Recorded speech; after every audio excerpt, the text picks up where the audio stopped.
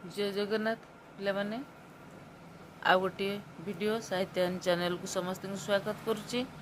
आज पढ़ा सौंदर्य चेतना मध्ययुगीय काव्यर आत्मिक विभव भितर ये गोटे तार विभव सौंदर्य चेतना संस्कृत साहित्यर आदर्श को अनुकरण करी आमर मध्ययुगीय साहित्य सृष्टि होती। तेणु संस्कृत साहित्यर जो काव्यिक चेतना रही ताहार स्पष्ट चित्र देखा मिली ऋतुयुगीय काव्य गुड़िक काव्यिक सौंदर्य वृद्धि पाए माने काव्यर प्रकृत सौंदर्य वृद्धि होता है कौथिरे ना रीति रस गुण ध्वनि वक्रोक्ति आदि उपादान व्यवहार रे।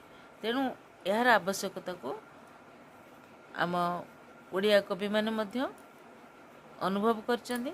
तेणु संस्कृत साहित्य भली ओडिया रीति साहित्य मध्य यार यथा उचित व्यवहार कवि मैंने करचंदी। कारण प्रत्येकटी विभव सौंदर्य एवं कवित्व रसायनित। तेणु काव्यिक चेतना यही उपादान को लेकर परिपुष्ट होइछि। तेणु काव्यर जो आत्मिक विभव रूप में रस सौंदर्य चेतना एवं भावादर्श को ग्रहण करा जायछि। विशेषतः रस मानक मध्य श्रृंगार रस प्रेम वर्णना व्यंजन धर्मिता ही काव्य को सौंदर्य रूप प्रदान करिथाए।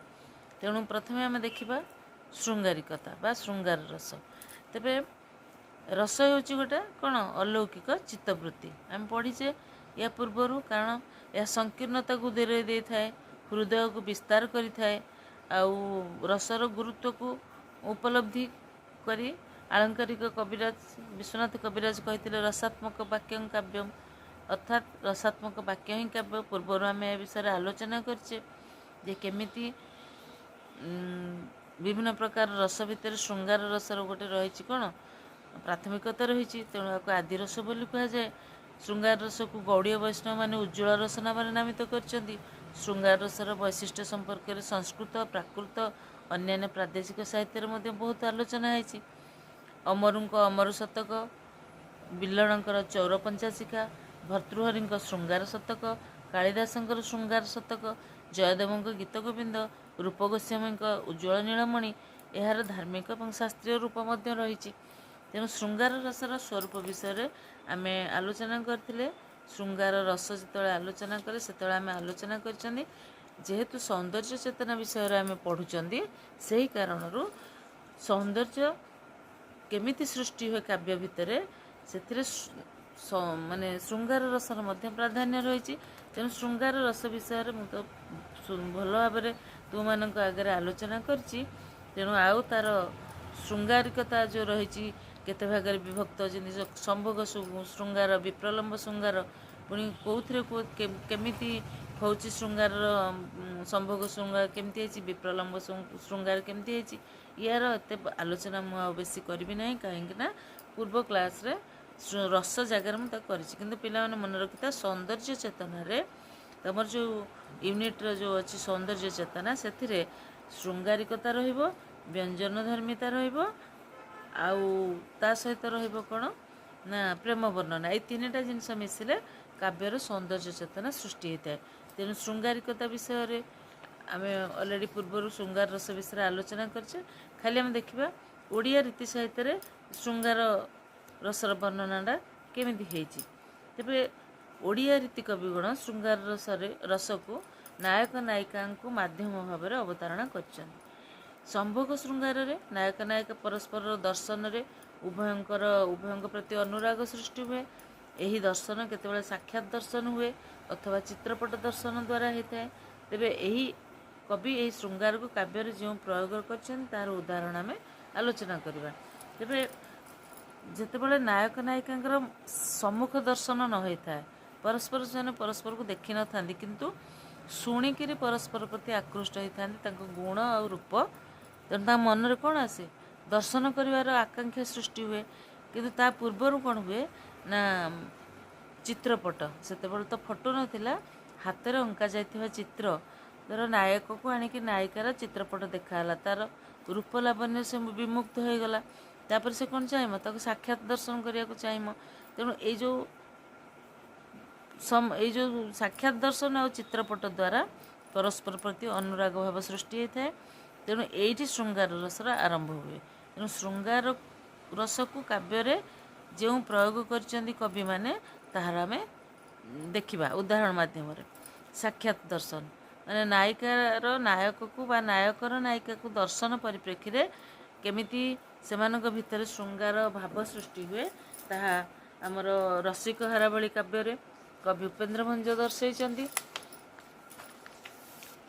चित्रपट दर्शन और साक्षात दर्शन रे चित्रपट दर्शन रे विदग्ध चिंतामणि काव्य वर्णना कराई। कोटि ब्रह्मांड सुंदरी काव्य नायक नायिका दर्शन मंगला मांगल्यांक मठ वन अट्टालिका एसब विषय वर्णना है। लावण्यवती काव्य तीर्थराज रामेश्वर नायक नायिका साक्षात होता वर्णना अच्छी। विष्णुदास कलावती काव्य ब्रह्मचारी द्वारा अंकित चित्रपट नायक मनर अनुराग सृष्टि होती। नरसिंह सेन परिमला काव्य परिमलार चित्रपट दर्शन में मकर केतुर अनुराग सृष्टि होती। रसकल्लोल काव्य श्रीकृष्ण दर्शन में गोपांगना मान मन प्रेम भाव सृष्टि होती। एमिति अनेक रचना अनेक उदाहरण चित्रपट दर्शन साक्षात दर्शन रही कौन रीति काव्य। तापर आउ गोटे है श्रृंगार रसर आउ गोटे भाव है प्राक रति क्रीड़ा। तार बहुत उदाहरण जमी आलिंगन देवा आलिंगन करवा चुंबन करवा दंतक्षत करवा एगुड़िक हूँ प्राक रति क्रीड़ा जो थे कि श्रृंगार रस सृष्टि हुए। तापर सुरत क्रीड़ा रतिरण विपरीत रीति आउे सुरतांत एगुड़िकर वर्णना विभिन्न प्रकार काव्य भिन्न भिन्न भाव में करा जायछि। तेणु यहाँ हूँ प्राकृतिक क्रीड़ा। तापर है ऋतु विहार। ऋतु विहार रे नायक नायिका ऋतु विहार पर्यायर संभोग श्रृंगार उदाहरण बहुत मात्रा अच्छी। नायक नायिका फगु क्रीड़ा अर्थात जो होली खेलिबा उपवन रे विहार करवा जल क्रीड़ा करवा पिचकारी खेलिबा पशा खेल शरद क्रीड़ा एगुड़िक हूँ विप्रलम्ब श्रृंगार बलिष्ठ उदाहरण। तेणु ये फगु क्रीड़ा विषय ऋतु विहार ऋतु विहार अंश जो फगु क्रीड़ा विषय एथिरे वर्णना करा जायछि। उपवन विहार जल क्रीड़ा पिचकारी खेल पशा खेल नौविहार गुड़ी उड़ेवा शरद क्रीड़ा एगुड़िक सबू गुड़ाक वर्णना रीति काव्य होती। तापर विप्रलम्ब श्रृंगार सेमती श्रृंगार रसर एटा गोटे अन्यतम अंश। एथिरे केमिति विप्रलम्ब श्रृंगार रे केमिति नायक नायिका दर्शन हब आउ पूर्वराग सृष्टि हब अर्थात नायक नायिका दर्शन श्रवण माने चित्रपट देखिबे नले इंद्रजाल कि स्वप्न देखिबे आकस्मिक से साक्षात हब कि दूत मान ठारू परस्पर नायक नायिका विषय नायिका नायक विषय शुणिबे। तेणु यही जो शुणिमा द्वारा बा गुण दर्शन द्वारा गुण देखि शुणिमा द्वारा बा तांको देखिबा द्वारा सेमानक भितरे कौनसी कारण बसत जदि परस्पर को लाभ न करि पारिले आउ केवल फोटो देखिकी से अन्यर अन्य प्रति आकृष्ट हो पारे से जो भावटा तांको भितर सृष्टि हुए माने दर्शनर पूर्व समय भावटा ताको कहुए पूर्वराग। नायक और नायिका मध्य पूर्वराग सृष्टि करने बहुत गुड़े उपादान साहाय्य करता जमीक कि चित्रपट माने फोटो परस्पर को देखा नायक नायिका को देखी भितर पूर्वराग सृष्टि करवा। इंद्रजाल इंद्रजाल माने जोटाक आम कहते जे गोटे इंद्रजालिक शक्ति द्वारा फोटो देखा कौन सी प्रकार गोटे जिनस द्वारा नायक नायिका को प्रलोभित करी प्रति आकृष्ट करवा सेटा है इंद्रजाल दर्शन। आउ है स्वप्न दर्शन नायक नायिका परस्पर को स्वप्न देखिक आकर्षित हवा माने स्वप्न रे गोटे नायिकार चित्र आसला सेटा देखिक नायक केमती प्रति आकृष्ट होचे जिते स्वप्न भांगी जाउची ताकू पाइबा के केमती पागल हो जाए सेटा स्वप्न दर्शन। सेमती आकस्मिक साक्षात अर्थात कुआड़ गोटे धर किए जाइछंती नायक जाइछि वन विहार करने नायिका से दूती मान सहित सखी मान सहित जंगल बुलूची कि उपवन विहार कर हठात कि दर्शन होटा है आकस्मिक साक्षात। आउ दूती दूतों द्वारा से गुण प्रशंसा गान करा जाइथिबो जेमती कि दूती जाइकरी जो नायक आगे नायिकार गुण विषय वर्णना करवा सौंदर्य विषय वर्णना करवा कि ଦୂତ ଯାଇକରି ନାୟିକା ପାଖରେ ନାୟକର ରୂପ ଗୁଣ ବର୍ଣ୍ଣନା କରିବା, ଶୁଣିକିରି ସେମାନେ ପରସ୍ପର ପ୍ରତି ଆକୃଷ୍ଟ ହେବା, ଏଇଟା ହେଲା ଦୂତ ଦୂତି ବା ଅନ୍ୟ ସହାୟତାରେ ସ୍ତୁତି ଶ୍ରବଣ ଯେଉଁଟା କୁହାଯାଏ। ସେଇଟା ଶୁଣିବା ଦ୍ୱାରା ସେମାନଙ୍କ ଭିତରେ ଯେଉଁ ଅନୁରାଗ ସୃଷ୍ଟି ହେବା, ଏଇଟାକୁ କୁହାଯାଏ ପୂର୍ବରାଗ ଲକ୍ଷଣ। ସେମିତି ନୀଳରାଗ କ'ଣ ନା, ଯେଉଁ ପ୍ରେମ ଅତ୍ୟନ୍ତ ମନୋରଞ୍ଜକ ନହେଲେ ମଧ୍ୟ ନାୟକ ନାୟିକାଙ୍କ ହୃଦୟରୁ କଦାପି ଦୂର ହୁଏ ନାହିଁ, ତାହାକୁ ନୀଳରାଗ ବୋଲି କୁହାଯାଇଥାଏ।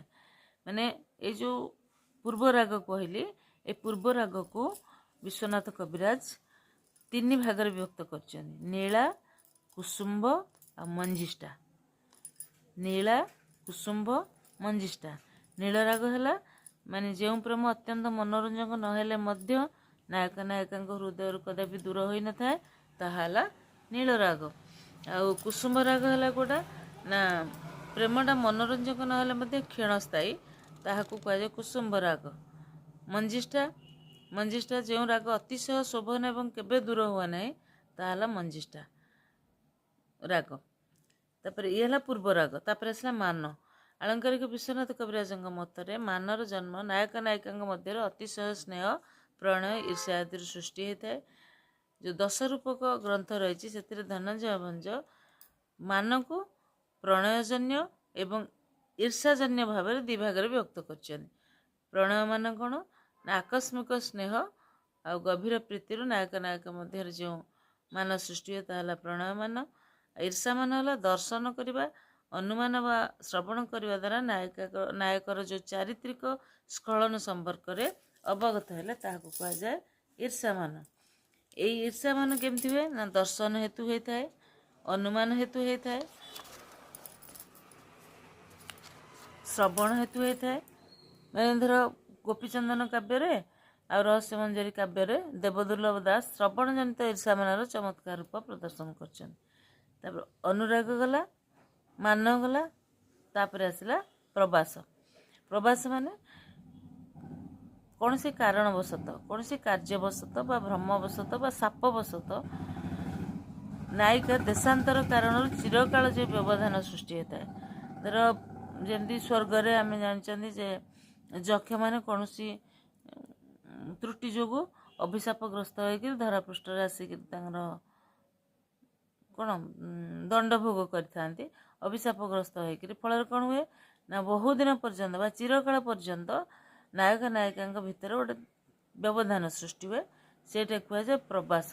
ପ୍ରବାସ ମାନେ ଯେଉଁଠି ତୁମେ ବାସ କରୁଥିବ ତାଠୁ ଅଲଗା ଯେଉଁ ସ୍ଥାନକୁ ଯିବ, ତାକୁ କୁହାଯିବ ପ୍ରବାସ। ତେଣୁ ପ୍ରବାସ କାରଣରୁ କ'ଣ ହୁଏ ନା, ନାୟକ ନାୟିକାଙ୍କ ଠାରେ ଅଙ୍ଗ ସଂସ୍କାର ଭାବ, ତାପ, କ୍ଲିଷ୍ଟତା, ଅରୁଚି, ଉନ୍ମାଦ, ମୂର୍ଚ୍ଛା, ମୃତ୍ୟୁ ଏଇଭଳି ବିଭିନ୍ନ ପ୍ରକାର ଦଶାମାନ ଦେଖିବାକୁ ମିଳିଥାଏ, ତାକୁ କାମଦଶା ବୋଲି କୁହାଯାଏ।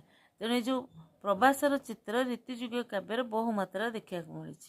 ଯେମିତି ଦୀନକୃଷ୍ଣଙ୍କ ରସକଲ୍ଲୋଳ, ଉପେନ୍ଦ୍ର ଭଞ୍ଜଙ୍କ ଛାନ୍ଦଭୂଷଣ, ଭକ୍ତଚରଣଙ୍କର ମଥୁରାମଙ୍ଗଳ ଏଥିରେ ଦେଖିବାକୁ ମିଳେ। ତାପରେ ଦେଖିବା କରୁଣ। କରୁଣ କ'ଣ ନା, ଧର ଯୁବକ ଯୁବତୀଙ୍କ ମଧ୍ୟରୁ କେହି ମୃତ୍ୟୁବରଣ କରିଗଲା ଏବଂ ପୁନଃ ପତି ପତ୍ନୀ ଭାବରେ ସେମାନେ ପରସ୍ପରକୁ ପାଇବା ପାଇଁ ଯେଉଁ ଦୁଃଖ ଲାଭ କରିଥାନ୍ତି, ମାନେ ଯେଉଁ ମୃତ୍ୟୁବରଣ କରିଗଲେ ତାପରେ ତାଙ୍କ ଭିତରେ ଆଉ ଥରେ ସେମାନେ ଜନ୍ମ ହୋଇକି ପୁଣି ଅପେକ୍ଷା କରିଥାନ୍ତି ମିଳନ ହେବା ପାଇଁ। ସେଇ ଯେଉଁ ସମୟରେ ଯାହା ସେମାନେ ଅନୁଭବ କରନ୍ତି, ଯେଉଁ ଦୁଃଖ ଅନୁଭବ କରନ୍ତି, ତାହାକୁ କରୁଣ ବିପ୍ରଲମ୍ବ ଶୃଙ୍ଗାର ବୋଲି କୁହାଯାଇଥାଏ। ଏଇଟା ଦେଖିବାକୁ ମିଳିଛି କେଉଁଥିରେ ନା, ଅର୍ଜୁନ ଦାସଙ୍କ କଳ୍ପଲତା, ରାମଚନ୍ଦ୍ର ପଟ୍ଟନାୟକ ଅନୁରାଗବତୀ କାବ୍ୟରେ ଦେଖିବାକୁ ମିଳିଛି। ଆଉ ନାୟିକା ଇଚ୍ଛା ବିରୁଦ୍ଧରେ ବିଭାଜନ ହୋଇଥିବା କାରଣରୁ ସେ ଯଦି ଆତ୍ମହତ୍ୟା କଲା କି କୌଣସି ପ୍ରକାରର ବିଚ୍ଛେଦ ତାଙ୍କ ଭିତରେ ହେଲା, ପୁଣି ପରବର୍ତ୍ତୀ ସମୟରେ ସଞ୍ଜୀବନୀ ମନ୍ତ୍ର ଦ୍ୱାରା ନାୟିକା ବଞ୍ଚିଯିବା, ନାୟକ ସହିତ ତାର ପୁନର୍ବାର ମିଳନ ଘଟିବା, ଏଇଟା ହେଉଛି କରୁଣ ବିପ୍ରଲମ୍ବ ଶୃଙ୍ଗାରର ଗୋଟିଏ ଉଦାହରଣ। ତେଣୁ ଏଇ ଯେଉଁ ଶୃଙ୍ଗାର ରସ ବିଷୟରେ ମୁଁ କହିଲି, ସୌନ୍ଦର୍ଯ୍ୟ ଚେତନାରେ ଶୃଙ୍ଗାର ରସଟାର ଗୋଟେ ଭାବ ହେଉଛି ଗୋଟେ ଅଂଶ। ଏହାପରେ ଆମେ ଦେଖିବା ମାନେ ଆଉ ଯେଉଁ ଅନ୍ୟ ରସମାନଙ୍କରେ କ'ଣ ରହିଛି ଯେଉଁଟାକି ସୌନ୍ଦର୍ଯ୍ୟ ଚେତନାକୁ ବୃଦ୍ଧି କରୁଛି କାବ୍ୟ ମଧ୍ୟରେ। ତାପରେ ଆମେ ବ୍ୟଞ୍ଜନ ଧର୍ମିତା ମଧ୍ୟ ପଢ଼ିବା। ଏଇଟା ହେଉଛି କାବ୍ୟର ଆତ୍ମିକ ବିଭାବ, ଯେଉଁଟାକି ଆମେ ସୌନ୍ଦର୍ଯ୍ୟ ଭାବ ବୋଲି କହୁଛନ୍ତି। ପିଲାମାନେ ଆଜି ପାଇଁ କ୍ଲାସ୍ ଏତିକିରେ ଥାଉ। ନେକ୍ସଟ କ୍ଲାସ୍ରେ अवशिष्टांश पढ़ा। समस्ते साहित्यायन चैनल को सब्सक्राइब कर, अधिकार अधिका पिला भितर शेयर कर सांगसाथी मान भितर, कारण ए first semester class first semester compulsory जो एसी अच्छी परिशुद्ध भाषा लिखन धारा ता सहित जी आ सेकेंड सेमिस्टर जी आ कोर्स मेजर माइनर उभय क्लास अपलोड होची। तेणु तुम चाहिए कंटिन्यूअस सब क्लास गुड़ाक ठीक देखिपर आ पिला सेयार कर अधिकार अधिका रही।